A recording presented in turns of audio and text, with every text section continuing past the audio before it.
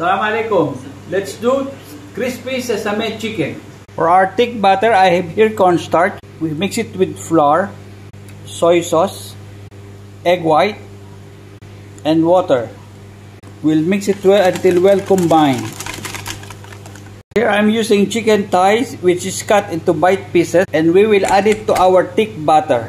With your clean hands, mix it well. For our sauce, we put 3 tablespoons of honey, 2 tablespoons of ketchup, 1 cup of garlic minced, brown sugar, sesame oil, rice vinegar, little water.